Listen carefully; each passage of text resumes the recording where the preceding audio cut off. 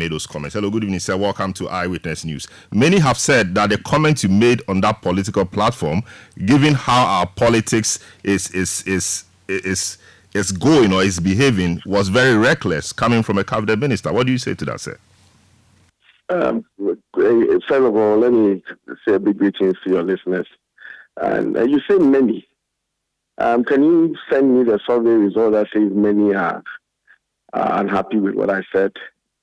I don't think that is the case. No, I don't think we did a survey report to say this. I mean, we collate views, we speak to people. And so many feel that the comments you made were not appropriate for the session. Some feel. Not because we've spoken to quite a number of people, and many of them think so. You have to do a proper sampling to say many. Very well. I won't belabor that, but just go ahead. There are some who feel that your comments were inappropriate, given the sensitive position you hold and everything you stand for. These comments were inappropriate. What do you say to that? Well, I think that the NPP is going to win the election. I think that the NPP is going to employ every strategy known in politics to win the elections. And in Ghana, the ways of winning elections are known to every political party. The NDC stands to win an election. This afternoon, they held a press conference to denigrate the government, tell lies that 9 million youth are unemployed in the country, which is not true. And they say all these things, and that is the way that they are doing everything possible to win the elections. The NPP is also doing work on the ground in the government, every sector of the economy, every sector of governance. We believe that we have done well comparatively to the NDC when they were in power. We have looked at the statistics, what caused us to lose some of the seats in 2020, reconciliation issues in constituencies, for example, such as Ayenswano, where Akufo-Addo president won by 5,000 votes, and then our candidate lost by 240 votes. And the issue was internal party fighting. We have been able to solve all these our problems, and we believe that with the numbers that we have and the numbers that NDC has, they also know that, for example, they will not win the parliamentary majority. Is clear to us, is clear to them, except for 4 seats that both parties are fighting, in this case, to win 2024. Even if they get all those 4 seats, it will not change anything that the NPP will win a parliamentary majority. We've done the numbers across the country, and it's clear that if voting is to take place today, the NPP will win the presidential election. The NDC cannot win the election. I'll give you some facts, young man. Yes, so these facts are well and good, but we're speaking about how you communicated to the masses, on that day. So when you tell average people and people, young people and all of those, that we will use every means possible, so win the election. What really do you think, you were communicating to the young people, given the context of violence, etc.? There's no violence anywhere. You are putting violence in the heads of people. We are in this country when the NDC told us that they will never give us the presidential seat. And if we want a seat, we should go to Angonga and get the carpenters to carve something out for us to sit on. Were we not in this country? What happened? March, nothing happened. In March of this year, Omani Buama doctor came and told us that they will win the election by 57.3% and that they are going to fight to win that political power. Did NDC assume that their fight to win political power, meaning that there's going to be unrest in this country, that the fight, these are figures of speech, you let it pass, we move on with our lives. We were in this country where in May, Aidoo came and told us that the NDC is certain that they are going to win 52% of the votes.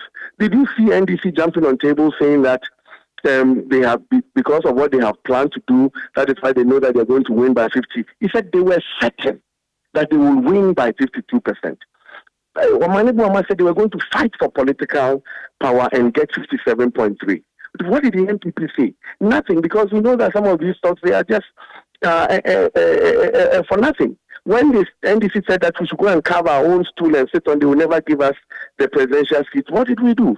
We know winning in elections in this country We know how it is won. It is won at the polling station. Okay, ballots are collated, and every party will put in strategies, including the press conference that they held today. If whatever they want to do to win the election is what they are doing. And then for the NPP, whatever we have to do to win the election is what we will do. At the end of the day, the votes will be cast, it will be counted, and the winner will be declared. So how come when they say something, there's nothing wrong, and then when I say that we will win the election, somebody says, why would I say that we will win the election? Why can't we win an election? Are we not a political party? You say that whichever means you use to win the elections, you will do, and the phrase "whichever means" is what is raising eyebrows. If you say that maybe you are going to work hard, you know, I mean, you are working hard, you are putting in place policies, etc., and you leave it at that will be easy for people to take. But if you say whatever means possible, whichever means possible, that is where the issue is, and whichever means possible could mean whatever.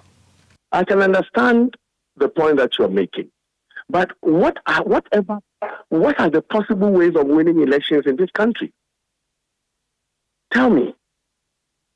What are the possible ways of winning elections in this country? I mean, people could win election through intimidation. People could win election through rigging the process. People could do a lot of things. Who has done so? Has in your political life in Ghana, is it not the NPP that has taken NDC to court for rigging elections? Do we have that record? The NPP does not have records of rigging elections. We took the NDC to court. Who has the NDC also took you to court in 2020? No, please. To prove, to go and eat cream crackers and chew cream crackers and prove no point. We clean sheets to court. Okay, so we don't have records of rigging elections. We have records of good governance. We have records of serving the people well. We have records of delivering in our constituencies, and we have the core numbers to win an election. That is clear and simple. The NDC say that they will win the election by 57%, by 52%. They will fight to win political power, and we should go and carve our own students. I'm not even trying to compare. What I'm saying is that this alleged information is a creation that I am not a part of.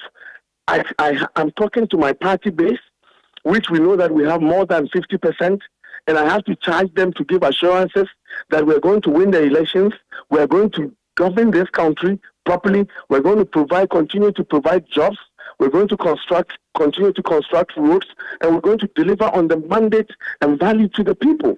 That is what we stand for. We don't stand for violence, we don't stand for rigging elections. You know, and so if somebody... But you see, when you're talking to young people and you tell them that whichever means possible, or you use whichever means, to win the elections, there's a direct, a translation from that. Said, so whichever means we will use to win the 2024 elections, we will use it. That is uncapped. That leaves room for everybody's imagination. One would expect that, given the fact that you have a platform, your speech would have been a bit more seasoned. But I thought it was. Because the party base that I was talking to were very, very excited. So it was very, very seasoned. They will be excited because they are hearing from their leader. The more reason why... I am talking to... Hold on, Salam. Go ahead. I am talking to my party people.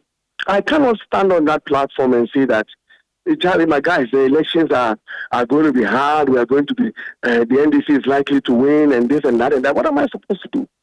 And I didn't charge them to go on the street and cause demonstrations or fight or do this and that and that. That is not what I did.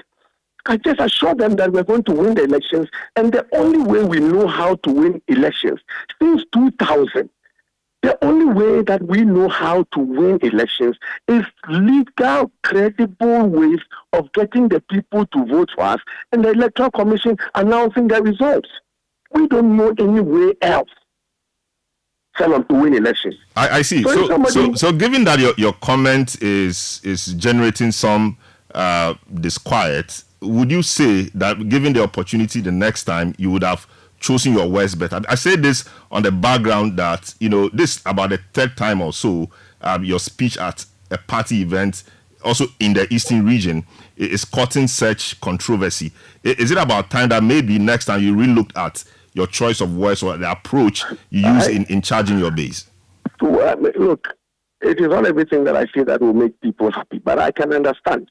that if saying that we will use any means necessary to win the elections, next time when I get on the platform, I will assure them that we will win the election, and so they should wait till the votes are counted. If that is going to satisfy you, and the few that you have interviewed and are worried, I don't have a problem with it.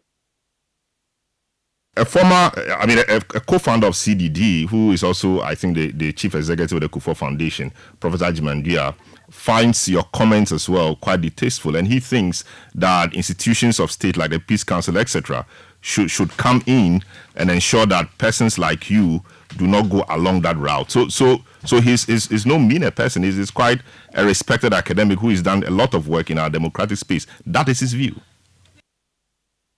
Do you want me to criticize him so that it becomes another issue? Not to criticize him, but if you say the few we have spoken to, I mean, this is a man with quite some reputation, and even though he's just one man, I mean, his views, carries quite some weight. The NPP will win the 2024 elections. We know that the NDC does not have the numbers. We stand on our record. We will communicate our record. We will win square and fair. We will have a majority in Parliament. No doubt about it. That is what I wanted to communicate. And I repeated it on your platform. It is not about violence. It is not charging people to the street.